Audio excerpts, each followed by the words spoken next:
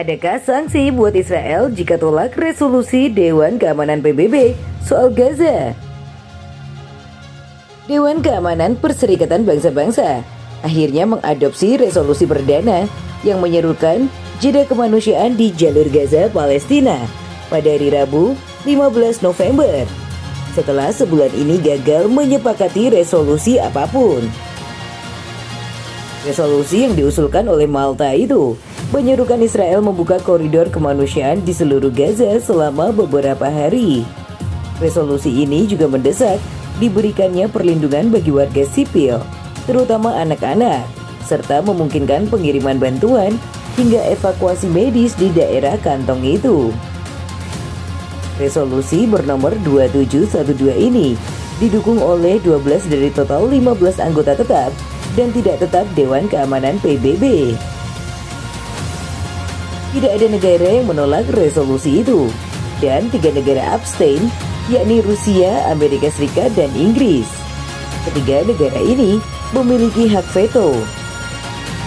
Resolusi 2712 merupakan resolusi pertama yang berhasil diadopsi Dewan Keamanan PBB setelah 4 draft resolusi sebelumnya gagal disahkan oleh para anggota Dewan Keamanan PBB sejak agresi Israel ke jalur Gaza berkecamuk pada 7 Oktober lalu. 2 draft resolusi yang digagas Rusia gagal mendapatkan suara minimum untuk diadopsi.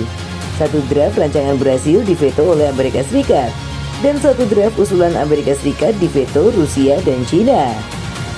Meski Dewan Keamanan PBB telah mengadopsi resolusi ini, Israel menolak keras karena menilai resolusi tidak sesuai dengan kenyataan di lapangan. Wakil tetap Israel, Brad Jonathan Miller, mengatakan bahwa prioritas utama Tel Aviv yakni membebaskan para sandera. Dia pun menegaskan Israel akan terus melakukan apapun demi mencapai tujuan ini. Ini bukan pertama kalinya Israel menolak mentah-mentah dan tidak mengindahkan resolusi Dewan Keamanan PBB yang lebih mengikat dan mendesak daripada resolusi lainnya di PBB. Lantas, adakah sanksi yang bisa dijatuhkan ke Israel karena menentang resolusi Dewan Keamanan PBB? Pengamat hubungan internasional Universitas Pajajaran, Teuku Reza Shah mengatakan, Israel bisa dijatuhi sejumlah sanksi internasional apabila menolak mematuhi resolusi Dewan Keamanan PBB.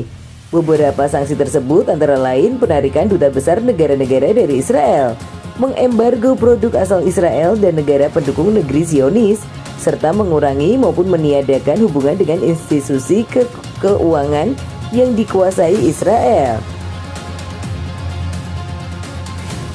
Sejak Israel meluncurkan agresi 7 Oktober lalu, sejumlah negara sudah mulai menarik duta besarnya sebagai protes atas genosida negeri Zionis di jalur Gaza. Beberapa negara itu antara lain Afrika Selatan, Chad, Honduras, Turki, Yordania, Bahrain, Kolombia hingga Chili. Bolivia bahkan langsung memutus hubungan diplomatik dengan Israel begitu melihat kekejaman Tel Aviv terhadap kemanusiaan di Palestina. Apabila Israel tidak segera mengindahkan resolusi, ada kemungkinan negara-negara lain mengikuti langkah sejumlah negara ini untuk menarik duta besar dari Tel Aviv. Selain penarikan duta besar, masyarakat internasional juga sebetulnya sudah mulai memboikot produk Israel maupun negara-negara pendukungnya. Berdasarkan laporan Wall Street Journal, perekonomian Israel terpukul imbas agresi dengan mata uangnya melemah atas dolar, serta indeks pasar saham terkemuka negara itu TA35 turun sekitar 10% sejak 7 Oktober 2023. Sementara itu, menurut pakar hukum internasional dari Universitas Indonesia, Hikmahanto Juwanta, tidak ada sanksi yang bisa dijatuhkan kepada Israel apabila negara itu menentang Dewan Keamanan PBB. Menurut Hikmahanto, resolusi Dewan Keamanan PBB sendiri tidak memiliki kekuatan yang signifikan sehingga Israel jelas tidak akan tunduk pada keputusan itu.